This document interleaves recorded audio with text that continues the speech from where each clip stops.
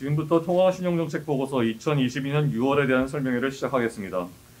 오늘 설명해 주실 분은 박종석 부총재와 홍경식 통화정책국장이며 관련 팀장들도 배석하였습니다.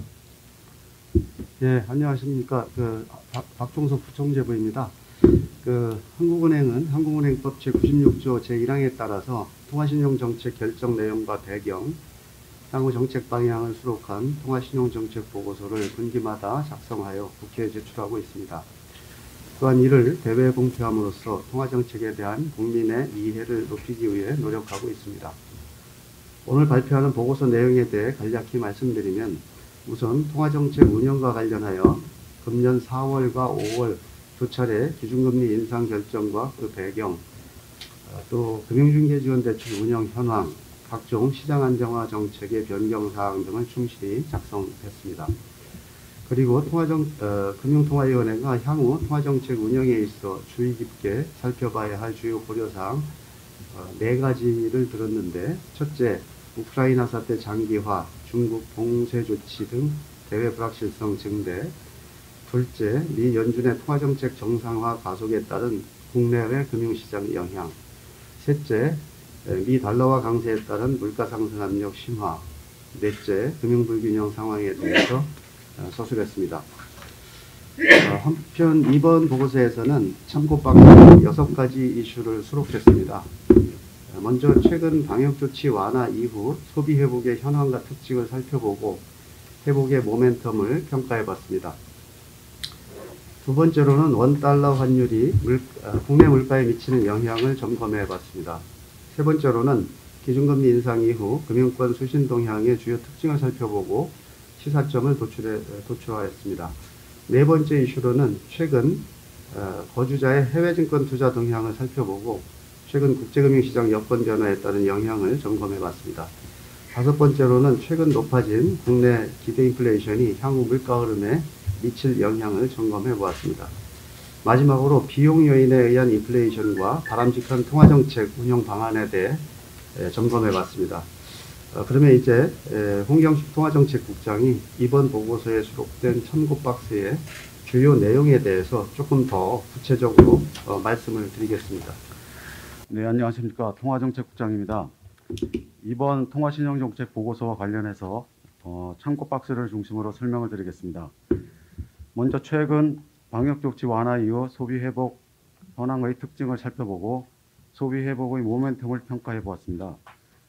3월 중순을 정점으로 신규 확진자 수가 빠르게 감소하면서 4월 중순에는 주요 방역 조치들이 대부분 해제되었으며, 이러한 방역 여건의 변화 속에서 최근 소비 회복은 다음과 같은 특징들을 보이고 있습니다. 첫째, 코로나19 이후 비대면 중심으로 전환되었던 생활 방식이 점차 정상화되면서 고령층을 제외한 경제 주체들의 소비 활력이 전반적으로 확대되었습니다. 둘째, 예술, 스포츠, 여가에 대한 수요 증대에 힘입어 대면 서비스 소비가 팬데믹 이후 빠르게 회복되고 있습니다. 셋째, 온라인에서 오프라인 소비로의 전환, 또 서비스 소비의 빠른 회복세 등 가계의 소비 행태 및 지출 구조가 코로나19 이전의 모습으로 돌아가는 양상입니다. 마지막으로 국내외 출입국 방역 완화에 따라 해외여행 수요 회복이 본격화될 조짐을 보이고 있습니다. 향후에도 민간 소비는 물가 상승세 확대, 금리 상승 등에도 불구하고 고용 및 임금의 견조한 증가, 자영업 업황 개선 등에 따라 정상화 기조가 이어질 것으로 전망됩니다. 다만 최근 국제 원자재 가격 급등, 환율 및 금리 상승 등에 따른 가계 부담 증가, 겨울철 감염병 재확산 우려 등은 소비 회복을 일부 제약할 요인으로 작용할 가능성이 있습니다. 다음으로 최근 물가가 높은 오름세를 지속하는 가운데 원달러 환율의 장기 상승세가 국내 인플레이션 압력을 추가로 가중시킬 수 있다는 우려가 제기되는 상황에서 원달러 환율의 국내 물가에 대한 영향을 점검해 보았습니다. 2020년 12월부터 시작된 이번 환율 상승기의 경우 환율 상승폭과 속도가 과거 상승기에 비해 작고 완만하였습니다. 다만 금년 2월 우크라이나 사태 이후로 한정할 경우에는 환율 상승 속도는 글로벌 금융위기 이후 상승기 중에서 가장 빠른 수준입니다. 한편 환율의 물가 전가율은 글로벌 금융위기 이후 추세적으로 낮아졌다가 최근 다시 높아진 것으로 추정됩니다. 이런 코로나19 위기 회복 과정에서 글로벌 공급 병목과 전반적인 물가 오름세 확대 등으로 기업의 가격 전가 유인이 2010년대 중후반의 저물가 시기보다 높아진 데 기인하는 것으로 판단됩니다. 환율의 물가 전가율을 추정 결과를 이용해서 환율의 물가 상승에 대한 기여도를 구해보면 금년 1, 4분기 중에 소비자 물가 상승률이 약 3.8% 상승했습니다. 근데 이 중에 한 10분의 1 정도에 해당되는 0.34%포인트가 원달러 환율 상승에 기인하는 것으로 분석되었습니다. 최근 수요와 공급 요인이 모두 물가 상승 압력으로 작용하고 있는 가운데 환율의 물가 전가율이 높아지고 있는 만큼 향후 환율 상승이 국내 인플레이션 압력에 미치는 영향에 보다 유의할 필요가 있겠습니다. 이어서 기준금리를 인상하기 시작한 지난해 하반기 이후 높은 증가세를 보이고 있는 금융권 수신 동향의 주요 특징을 살펴보았습니다. 먼저 근본 금리 인상기인 2021년 7월에서 올해 4월의 수신 상품별 자금 흐름을 인상 직전기인 2021년 1월에서 6월 사이와 비교를 해보면 결제성 수신의 증가폭이 축소되고 저축성 및 투자성 수신의 증가폭이 확대되었습니다. 또한 근본 금리 인상기의 경우 인상 직전기에 비해 수신 만기의 단기화가 정도가 오히려 심화되었습니다. 이는 금리 인상 기조가 지속됨에 따른 시장 금리 추가 상승 기대 등으로 예금주들이 만기를 짧게 운영함에 따라서 저축성 수신 중 만기 6개월 미만 상품의 수신 규모가 크게 늘어난 데 주로 기인하는 것으로 보입니다. 한편 근본 금리 인상기의 수신 자금 동향을 과거 금리 인상기와 비교해 보면 단기 및 결제성 수신 비중의 하락 정도가 아직까지는 제한적인 것으로 나타났습니다. 이번 금리 인상기의 경우 기준금리 인상 기조가 지속될 것이라는 기대와 함께 높은 수준의 유동성 증가세가 이어지면서 단기 및 결제성 수신으로도 꾸준히 자금이 유입된 데 기인한 것으로 추정됩니다. 다만 향후 통화정책 정상화 지속 과정에서 시장금리가 추가 상승할 경우 금융권 수신 만기의 단기화 정도는 점차 완화될 것으로 예상됩니다.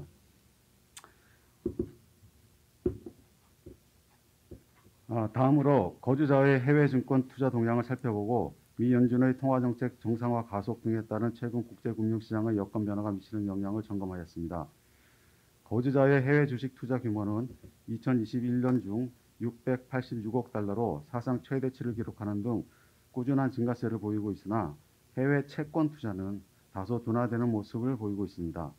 최근 미 연준 통화정책 정상화 가속 기대 등에 따른 채권금리 급등 및 미 달러화 강세로 대외 투자 여건이 급변하고 있으나 국민연금, 또 개인을 중심으로 한 순투자 추세는 자산 배분 계획, 해외 투자 저변 확대 등으로 당분간 지속될 것으로 예상됩니다. 경상수지 흑자 기조가 지속되는 상황에서 거주자의 해외 증권 투자 확대는 대외 순자산 확대, 이자 배당 수익 등 투자 소득 증대 등을 통해 우리나라의 대외 건전성을 개선시키는 긍정적인 효과가 있는 것으로 평가됩니다. 다만 최근 경상수지 흑자폭 둔화 등으로 외환 공급 축소에 대한 우려가 높은 가운데 해외 증권 투자를 통한 외환 수급 악화 그리고 이에 따른 외채 증가 가능성에는 유의할 필요가 있겠습니다. 다음으로 최근 높아진 기대 인플레이션이 향후 물가 흐름에 미칠 영향을 점검해 보았습니다. 계량 분석 결과 국내의 단기 기대 인플레이션은 현재 또는 과거 물가의 흐름에 주로 영향을 받아 형성된 후에 다시 물가로 파급되는 것으로 나타났습니다. 또한 최근과 같이 물가 오름세가 가파른 시기에는 경제 주체들이 새로운 정보를 기대에 빠르게 반영하면서 기대 인플레이션과 물가 간 상호작용이 강화되는 것으로 분석되었습니다. 기대 인플레이션 상승에 따른 물가의 파급은 임금 경로와 기업 가격 설정 경로를 통해 주로 나타나고 있습니다. 기대 인플레이션 상승의 영향을 상대적으로 크게 받는 정액급여의 오름세가 꾸준히 확대되고 있다는 점에서 임금 경로를 통한 물가 상승 압력이 앞으로 점차 커질 가능성이 있습니다. 또한 높아진 비용 압력을 감안하더라도 최근 기업들의 판매 가격 인상폭이 과거보다 높은 수준인 만큼 기대 인플레이션 상승이 기업 가격 설정에도 영향을 미친 것으로 평가됩니다. 이를 종합하면 최근의 단기 기대 인플레이션 상승은 이미 물가 상승 압력으로 일부 작용하고 있으며 향후 동압력이 추가 확대될 가능성도 높은 것으로 판단됩니다. 이에 따라 인플레이션 충격의 영향이 장기화되지 않도록 기대 인플레이션 안정화를 위한 정책 대응의 필요성이 커졌다고 하겠습니다. 마지막으로 비용 요인에 의한 인플레이션에 대응한 바람직한 통화정책 운용 방향을 과거 사례와 정책 모의 실험을 통해 살펴보았습니다. 이 내용은 BOK 이슈노트를 통해서 공개된 내용입니다만 다시 한번 정리를 했습니다. 과거 1970년대 석유 파동 발생 시 미국은 인플레이션이 유가 상승 등 주로 비용 측 요인에 기인한다는 인식하에 물가 상승은 임금 인상 억제 등 주로 가격 통제 정책으로 대응을 하고 경기 부양을 위해 통화 재정 정책을 모두 확장적으로 운영하였습니다. 하지만 이는 통화 팽창, 재정 적자 누종을 야기하였으며 결국 소비자 물가가 1979년 말 13%를 상회하는 상승률을 기록하는 등 높은 오름세가 장기간 지속되었습니다. 반면 독일은 인플레이션 장기화는 통화적 현상이라는 인식하에 1970년대 초반부터 금리 인상 등 선제적 조치를 통해 물가 불안 심리를 조기에 차단하였습니다. 그 결과 인플레이션 기대 심리가 안정되며 물가가 안정적인 모습을 보이고 정부의 확장적 재정 정책으로 경기 또한 성장 흐름을 유지하였습니다. 이러한 사례는 유가 상승 등 비용 충격 발생 시에도 중앙은행이 인플레이션 기대 심리 안정을 도모하는 데 주안점을 두고 정책을 운영하는 것이 중장기적 시기에서 거시경제 안정에 기여하다는 점을 시사합니다. 이어서 유가 상승 등 비용 충격으로 인한 물가 상승 압력이 증대되는 상황에서 기대 인플레이션 안정 여부와 통화정책 대응 정도에 따라 거시경제 파괴 효과가 어떻게 차별화되는지 모의 실험을 실행하였습니다. 이 결과에 따르면 기대 인플레이션이 안정적일 경우 비용 충격이 발생하더라도 물가가 비교적 빠른 속도로 균형 수준에 수렴하는 것으로 분석되었으며 중앙은행이 물가 안정을 적극 도모하는 방향으로 통화정책을 운영할수록 거시경제의 손실이 줄어드는 것으로 나타났습니다. 이와 같이 과거 사례와 정책 모의 실험 결과를 통해 살펴본 결과 물가 상승 압력이 전방위로 빠르게 확산되고 기대 인플레이션도 상승세를 지속하는 상황에서는 중앙은행이 물가 안정을 도모해서 경제 주체의 물가 불안 심리를 완화하는 방향으로 통화정책을 선제적으로 운영하는 것이 중기적 시기에서 거시경제 안정화 도모 측면에서 바람직한 것으로 평가됩니다. 이상입니다. 지금부터 질의응답 시간을 갖겠습니다. 질문하실 기자께서는 소속과 성명을 말씀하시고 질문하시기 바랍니다.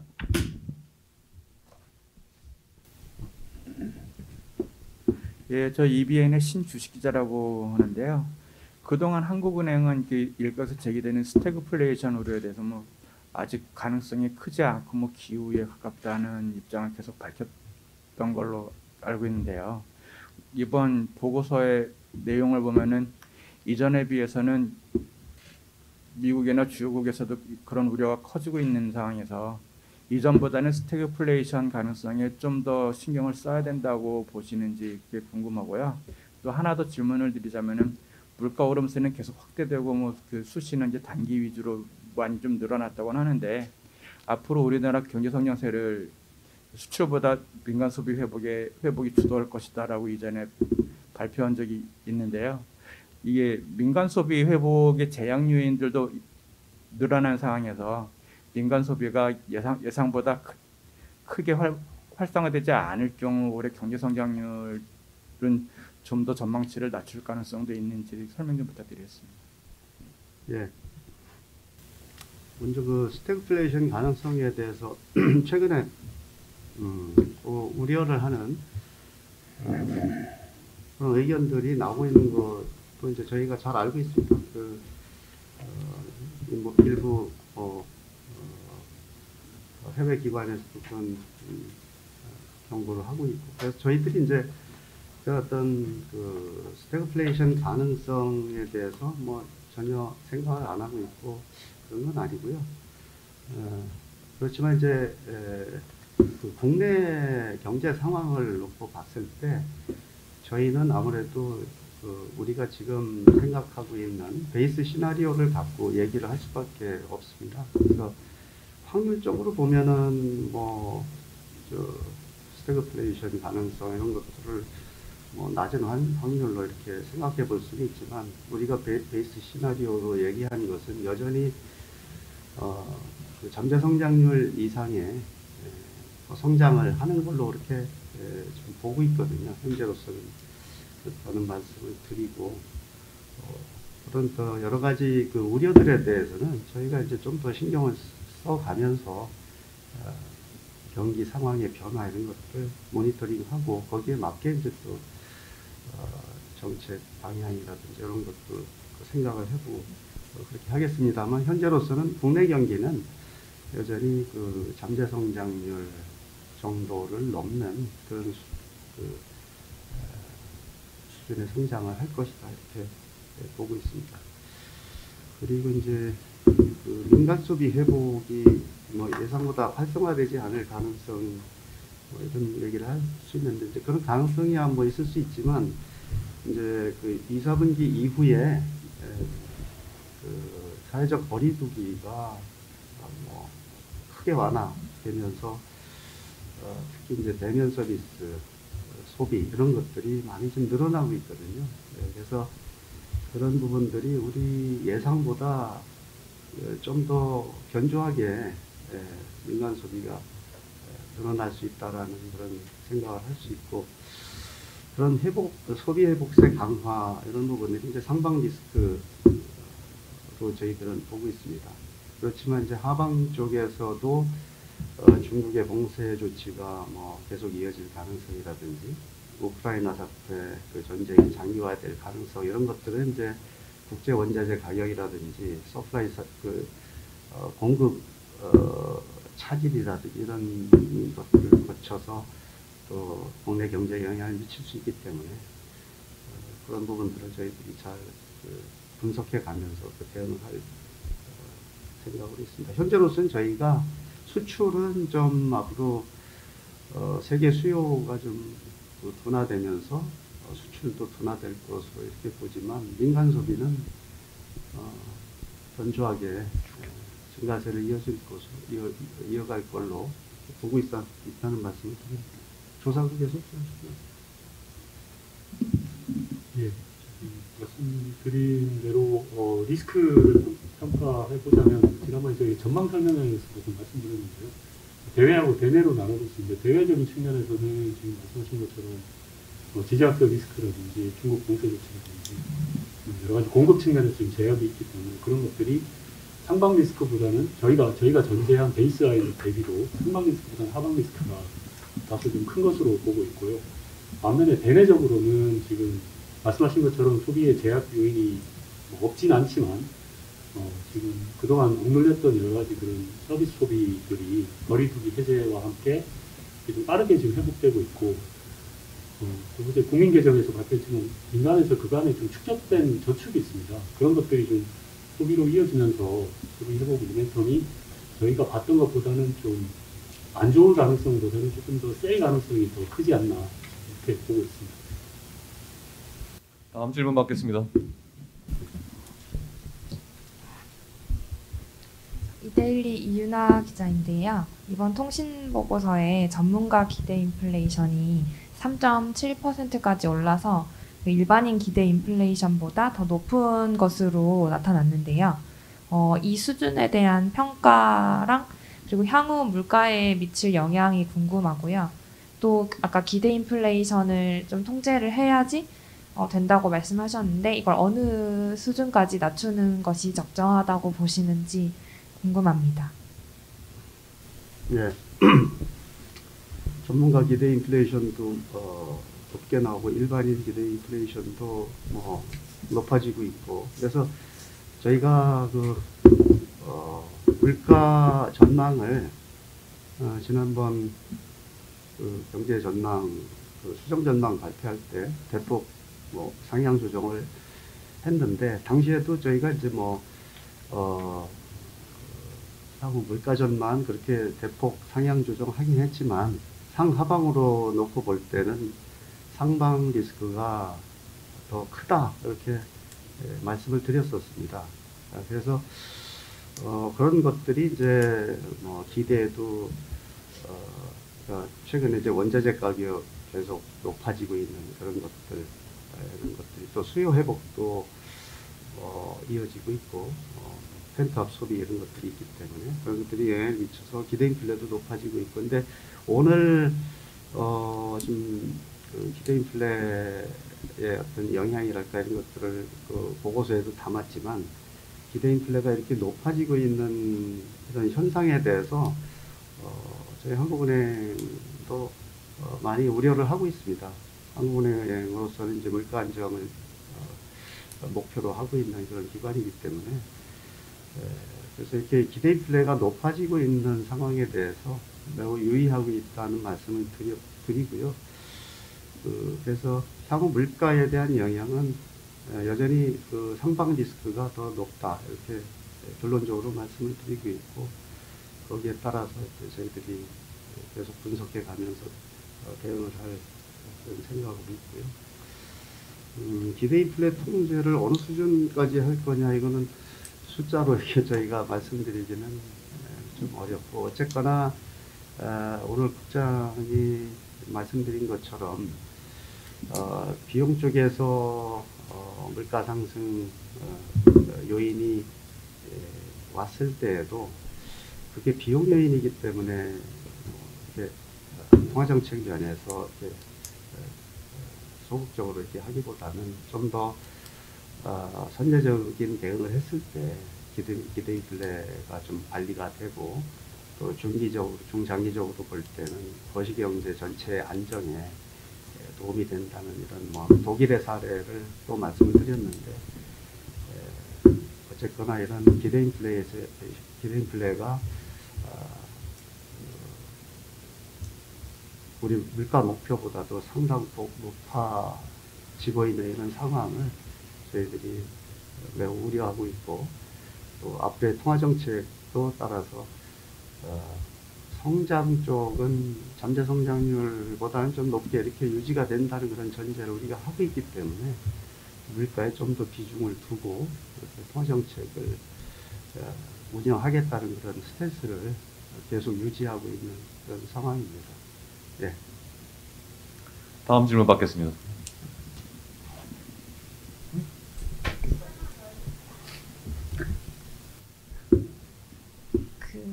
미국 경기 침체 가능성을 얼마나 보시는지 궁금하고요. 또 국내에서 자본 유출 이 위험성에 대해서도 말씀 부탁드립니다. 예, 미국의 경기 침체 가능성을 제가 말씀드리기는 좀 어려운 것 같아요. 예, 그거를 여러 가지 의견이 지금 있기 때문에 그 말씀을 제가 언급하기는 좀 어렵고, 그렇지만 이제 페드나 이런 데서 전망하는 것으로는 아직은 침체까지는 생각을 안 하고 있는 걸로 저희가 그냥 알고 있다, 그런 정도로만 말씀을 드리고, 향후 세계 경기 상황 이런 것들은 그런 것들을 반영해서 이제 페드라든지 이런 데서 이제 전망 조정을 하겠지만, 저희가 알고 있는 페드의 전망은 아직 그것까지는 아닌 것 같다라는 말씀. 다른 나라에 대해서 저희가 이렇게 말씀드리기는 좀 어려운 상황이고요. 자본 유출 위험성은 우리나라 같은 경우에는 그래도 이제 경기 상황이 상대적으로 괜찮고, 물론 이제 조금 하향 조정했고, 그렇지만 여전히 회복세를 이어가고 있는 그런 상황이고, 그래서 이제 펀더멘탈 측면에서는 괜찮다. 앞으로 이제 소비 회복세 이런 것들, 수출이 좀 둔화되지만 그래도 정상수지 흑자는 계속 이어질 걸로 저희들이 보고 있고, 그래서 이제 자본 유출입은 아무래도 이제 내외금 비차나 이런 거에 영향도 있을 수 있지만, 무엇보다도 이제 대외 건전성이라든지 펀더멘탈 요인이 더 크게 작용을 하고 있기 때문에 우리나라의 경우는 아직 그 정도 자본 유출이 급격하게 크게 일어날 가능성을 보고 있지는 않은데, 그렇더라도 이제 성장 면에서의 하방 리스크라든지 이런 것들이 있기 때문에 그런 것들이 이제 어떤 국제금융시장의 급격한 변화 이런 것들과 연결이 돼가지고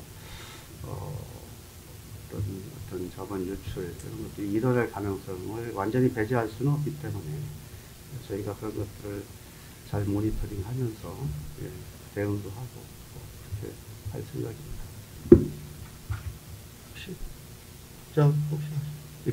아, 예. 뭐 자본 유출 관련해서 추가로 말씀드리면은 미국이 빅스텝을 밟게 되고 또 뭐 최근 뭐 원 달러 환율 달러와 강세가 약간 뭐 고점이 아니냐는 얘기도 있지만 달러와 강세가 예상이 되는 한해에서는 자본이 유출 특히 포트폴리오 자금이 주식 채권 자금이 유출 그 압력을 받는 거는 뭐 당연한 겁니다. 당연한 건데 우리가 문제로 삼고 있는 거는 이 자본 유출이 대규모로 일어나면서 우리나라 경제에 실질적인 충격을 줄 수 있는 만큼의 규모가 될 수 있느냐.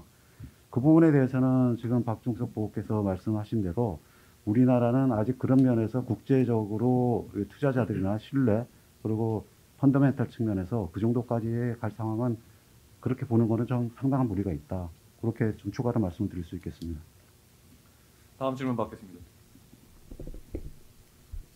네, 저 연합인포맥스의 오진우 기자입니다. 일단 이번 보고서에 환율이 물가에 미치는 영향이 예전에 알고 있던 것보다 좀 많이 큰 것으로 조사된 걸로 나오는데요. 이 부분을 고려하면 앞으로 통화정책에서 환율 문제도 중요한 변수로 고려를 하시는 걸로 보면 되는지 먼저 궁금하고요. 그다음에 1.75%까지 기준금리를 올리지만 물가나 기대 인플레가 너무 많이 뛰면서 실질 금리 수준은 뭐 그렇게 올라간 건 아닌 걸로 보입니다. 이거를 지난번에 총재님도 중립까지 우선 가야 된다라고 말씀하셨는데 좀 더 빨리 중립으로 당겨야 되는 거는 아닌지 좀 어떻게 판단하시는지 궁금하고요.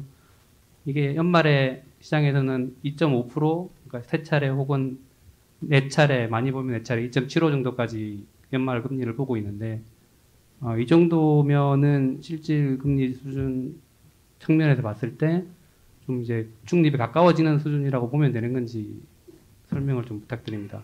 그리고 한 가지만 더 여쭤보면 그 기대 인플레 관리를 굉장히 이제 중요시하고 계신데 이 기대 인플레 관리를 위해서는 뭐 연말까지 같은 폭으로 금리를 올리더라도 좀 선제적으로 빅스텝을 하는 게 오히려 더 좋을 수 있다라는 시각도 없지 않은데요.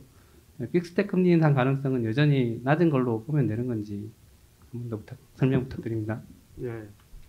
그 환율이 물가에 대한 전이율 이런 것들이 그래도 좀 어느 정도 있는 그런 상황이라는 분석을 오늘 말씀드렸는데요. 물가 전가 이런 것들이 그 환율 그러니까 영향을 준다는 뭐 그런 분석인데 물론 이제 저희가 그 통화 정책을 할 때 환율을 뭐 중요한 고려 요인 중에 하나로 봅니다. 보는데 늘 저희가 말씀드렸듯이 이제 뭐 환율 자체의 어떤 레벨이나 이런 걸 저희가 생각해서 통화 정책을 할 수 있는 것은 아니고요. 환율이 이제 국내 경제 뭐 수출이라든지 또 뭐 금융시장을 금융 외환 시장을 통한 여러 가지 금융 뭐 경제에 미치는 영향 그런 것들을 봐서 저희가 이제 통화 정책을 반영을 하는 그런 거지 환율 자체를 우리가 놓고 레벨을 맞춘다든지 뭐 그렇게 하기 위해서 통화 정책을 하지는 않습니다. 그래서 환율이 물가에 미치는 영향도 저희가 예의주시하고 있는데 그 부분이 어느 정도 뭐 있다, 상당히 있다라는 그런 것들을 저희들이 유의사항으로 보고 정책을 운영해 나가겠다는 그런 말씀입니다. 그리고 이제 1.75%까지 올렸지만 물가가 올랐기 때문에 실질 금리는 뭐 그렇게 오르지 않을 수 있다. 그 맞는 말씀인 것 같고요. 그래서 좀 더 중립으로 당기기 위해서 빅스텝을 한다든지 그런 말씀을 하셨는데 지난번에 이제 그 총재님 말씀도 하셨고 이제 시장에서 보는 어떤 그 기준금리의 연말 수준 그것이 지금 그 형성돼 있는 그 기준금리 기대가 저희가 볼 때는 뭐 합리적인 기대인 걸로 저희가 생각을 하고 있습니다. 물가가 이제 조금 더 오르고 있긴 한데 그래도 이제 여전히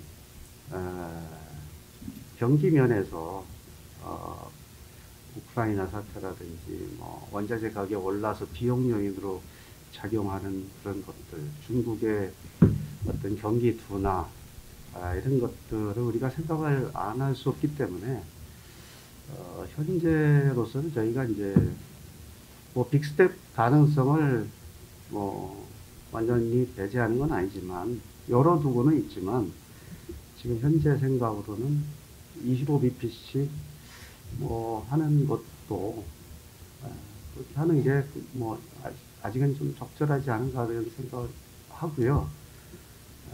이제 물가가 많이 오르고 하는데 이제 앞으로 상황을 봐가면서 이제 그런 것들이 혹시라도 필요하다고 보면은 또 이제 커뮤니케이션 통해서 얼마든지 저희가 이제 그런 기대 조정을 할 수 있기 때문에 현재로서는 그렇지만 필요하면 그런 커뮤니케이션을 시장을 이렇게 좀 변동성을 크게 하지 않으면서 커뮤니케이션 통해서 얼마든지 기대를 조정해 나갈 수 있다고 생각하고 있습니다. 네. 다음 질문 받겠습니다. 추가 질문이 없으시면 이상으로 기자 설명회를 마치겠습니다. 감사합니다.